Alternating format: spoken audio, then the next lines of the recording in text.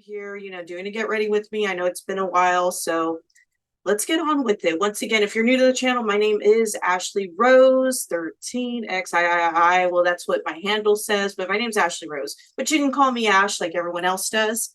Once again, welcome to the channel. Welcome back to the channel. And of course, you can join our Outsiders community and support the channel by clicking one of the sponsors, or of course, you can go to my official website. That's Death Arts 13. That's deathartsxii.com. Buy some merch. There's some cool shit up there. You can also get some of the makeup here. So today it is, I don't even think it's like the beginning of fall technically, but it's kind of getting that feeling. We're getting some cool breezes here. That night of like the transition and the time change. Well, time change? Has that occurred? No, that hasn't occurred yet. Don't cross that out. Anyways, transition of the seasons, of the feelings, where there's like that nice cool breeze. You get that nice fall feeling. That being said, if you clicked on this video, chances are you know what this is about. We're going to do a band history, as I usually do. But before I do so, this video is sponsored by Phoenix Rising Cosmetics. You can get up to 20% here with the link in the bio, or use my code AROSECPE. That's Charlie Papa Echo. If you're listening on air. It used to be Vampire Cosmetics, but now it's Phoenix Rising Cosmetics. So here we are. Today I will be using the Emily the Strange palette. It's the guitar palette. I was going to use the Jack-o'-lantern one. However, they no longer sell that one. So it's been a while. So I will be using this one here, right here. So yeah, let's get started. As you know, I do my makeup and I talk about some brief band history. Now, I'm not going to go over everything like I always tell you. However, here we are. Today, if you click the video, as you can tell, we're going to talk about Samhain, also known as Samhain, but we're going to pronounce it the way Glenn says it. Samhain, the band after the Misfits. So here we go. It's going to take me a while. So, yeah. All right. We're going to talk about a brief history. So after the Misfits and everything, you had Samhain, Danzig, Glenn Danzig. So this is the band before Danzig, okay? It's the band before it. Also, any products you're interested in seeing me use, you can get some of them in the link in the description. If you're listening on audio, I'm sorry. And as you know, for references, you can check out anything I'm talking about on the left or the right side in picture-in-picture action, as we say in sports entertainment. Let's get started. The formation and the beginning of Samhain, of course, will start after the Misfits. This was originally started in 1983. Somewhere between 1983 and 1984 is the original formation of Samhain. Now, Glenn did say that some of the songs were originally written in 1981. However, on record, it says that the band was officially formed in 1983 by Glenn Danzig himself. This would follow the disbandment of the Misfits. I believe the Misfits broke up in Detroit, I think. Sometime in October of 1983. So Glenn wanted to originally take the Misfits into a new direction. That was originally the plan, which would lead into the direction of Samhain. Now, that would explore a more darker version, somewhat metal. So this would be called like pretty much like, I guess it would be like a goth rock or a death rock style mixed with horror punk. That's the best way I can describe it. It's named after the Celtic festival or the Celtic holiday, Samhain, which is, it's associated with the end and the new transition of the seasons. It's considered like the new year, I believe. Much associated with things like death and everything, leading us to Halloween. So it is spooky season, so here we are. Now,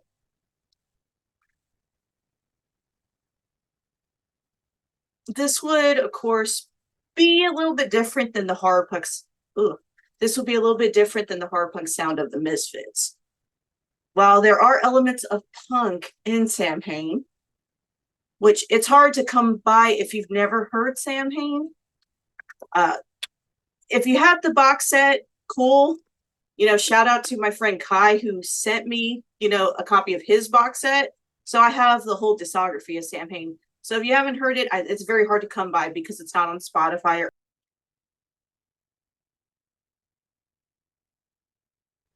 Now, there are other bands that have done their versions of some of the songs. Recently, we had Calabrese just do a version of Mother of Mercy, which you can hear. It's a cool cover song. So you can check it out. Here's a photo of what the thumbnail looks like somewhere on the screen, as you know, picture-in-picture action. And I'll be showing pictures throughout everything. So here we go. I'm just opening everything too at the same time. Would incorporate, you know, a more heavier style, more brooding style. It's a more of a death rock style, like I was saying in the beginning of this video, mixed with horror rock. Now, there have been several members of Samhain. I'm going to put them on the screen. You know, besides Danzig, you know, we had Eerie Vaughn in there. So you can see a list of the members here, and I'll put them on the screen too, so you know the names. Now, people would say it's like dark, ritualistic. I guess that would be the term that they would use. They would state it was because of Glenn's fascination with the occult and gothic themes. I don't get too into that. I don't care. I just think it's pretty fucking awesome. I think it's cool. So I don't give a shit. I'm gonna shit what anyone says. I like it. A lot of people like it. I wish Glenn would re-release a box set version because we'll spend money on it. We don't care. So the first album would be called, I believe it's pronounced Intium. I can't say it. That was in 1984. Samhain released their debut album. This means the beginning or beginning. That's the Latin term because it is in Latin. It would signify, you know, Glenn's beginning of a new era, the beginning of his musical career. At least that's what I think. Once again, I'm probably fucking wrong. But that's what I look at it as. It's the beginning of a new era. It's the beginning, it's the transition of a new career for him, for a man like Glenn. Now, the thought is to have, you know, the punk's aggression sound mixed with like a dark element, like a heavier sound, like a metal sound. This would become Samhain's trademark. And this would include like tracks like Horror Biz, which is like their version of Horror Business from the Misfits, but you know, it's a little bit better. I dig it a lot more. Dark Dream. This showcased how much Glenn's vocal styles actually advanced, how much of a distinctive style he has mixed from all his influences such as Elvis and more. That's the significance of Samhain, in my opinion. It really showcased what Glenn could do, and he wasn't limited as to what he can. Samhain continued to develop their sound and their identity after that album. Then in 1985, they would release the EP Unholy Passion. I'm sorry, they would release the EP Unholy Passion, which it was pretty experimental with some sounds. It was dark. There's some tracks on there that are definitely worth hearing. I think the full albums are much better than the EP, but if you want to check out the EP, go ahead, and I'm going to show you a picture of the albums as it goes on. But there's some definite experimentation with sounds.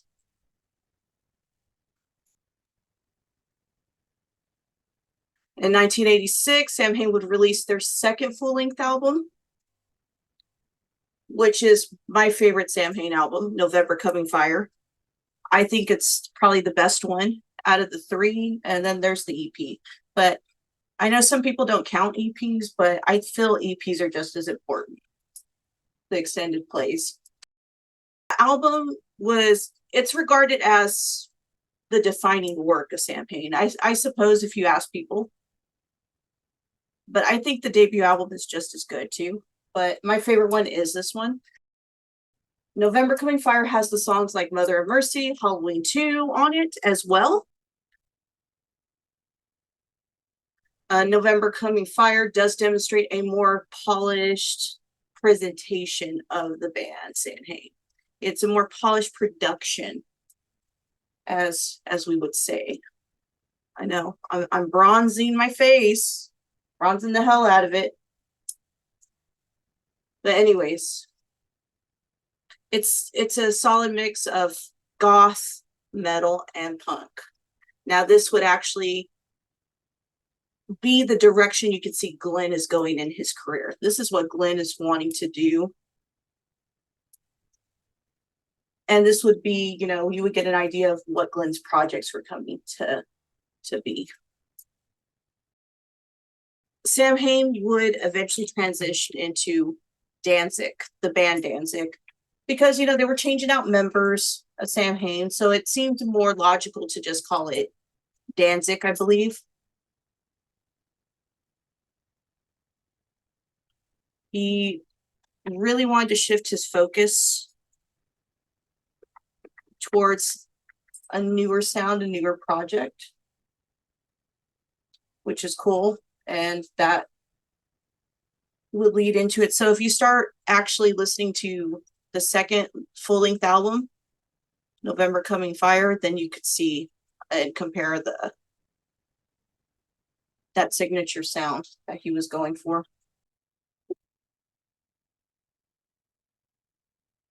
November Coming Fire will have tracks like Human Pony Girl on it. It would have like Halloween 2, as I stated. And, this is going to become the shift into Danzig. So there's some notable tracks there. They would become Danzig in 1987. And that's why you can hear a lot of the similar songs. And we're going to get into album 3. Album 3 is Final Descent. Now, this is actually, they call this the mark of the transitional phase into Danzig. However, I don't consider it that. There are songs on the third album. Like you can hear versions of Possession. I believe Twisted Cain's also on there too.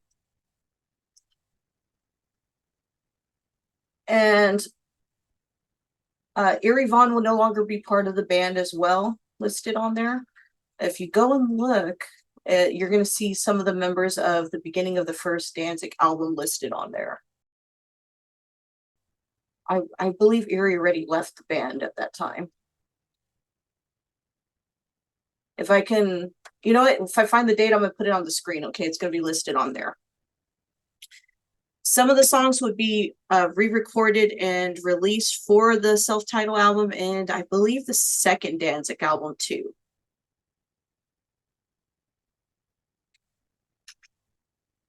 So a lot of stuff would get reworked. Possession and those great tracks.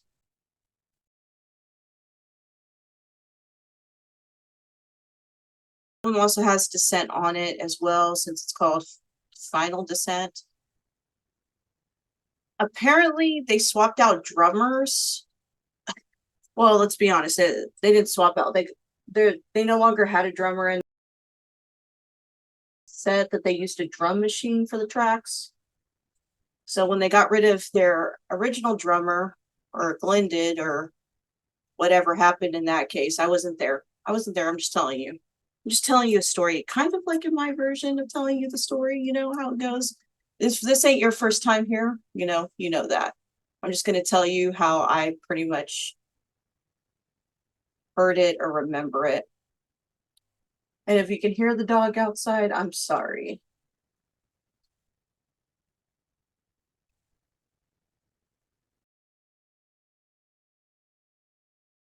they used a drum machine, apparently, for the tracks on here.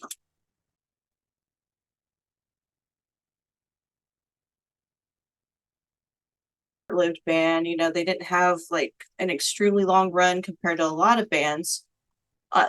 What's important is what came out of it is just the influences that we have in horror punk and the music industry as well.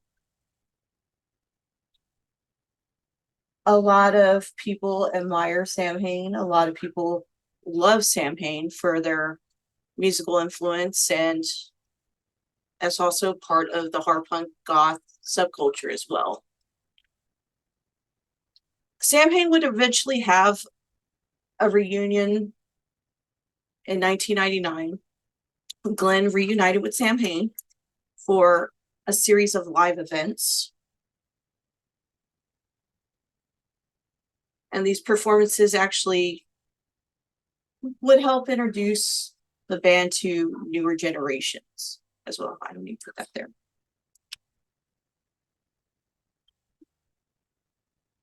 These shows were well received. However, you know, you didn't have Erie Vaughn there.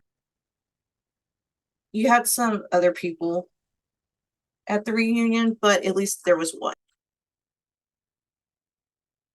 They would appear at Riot Fest in 2014, where they performed the full first album completely. So yeah, there we are. They would cover themselves in blood. All things macabre. Samhain's pretty cool. If you haven't checked it out, check it out. And it's a very important part of the history of Glenn Danzig, at least in my opinion. To me, it is.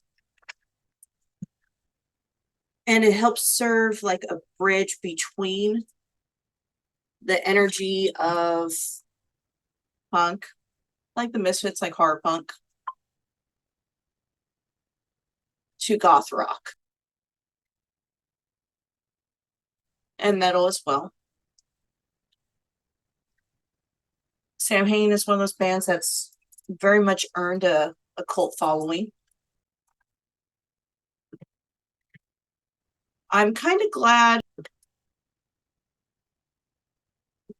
that some people put it up as the best they can without it getting copyright strike on YouTube or anywhere.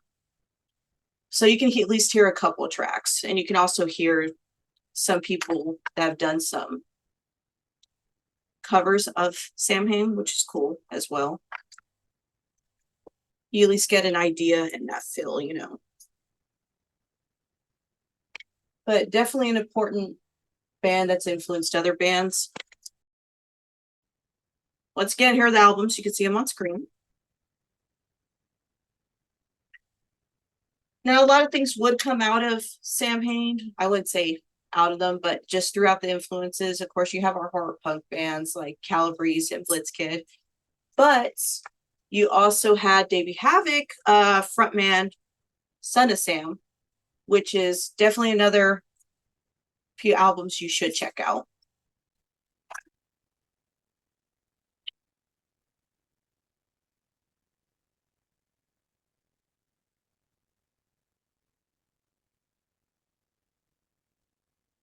Also, there's some influences in Metallica as well from Samhain. And as far as, you know, some brief, like, you know, just some extra, like, knowledge in regards to Samhain.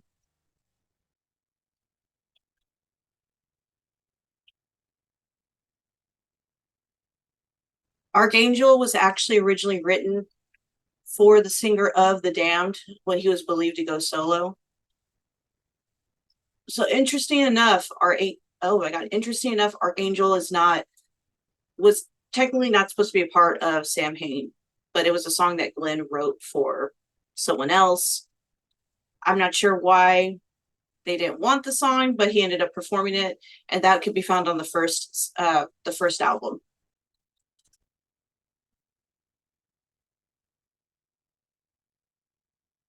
So that can be found on the first album. Go check it out if you can find them. If not, I'm sorry. Maybe we'll get another box set later at some point. You know what I'm saying? Hopefully, Jelly Bean, you get it.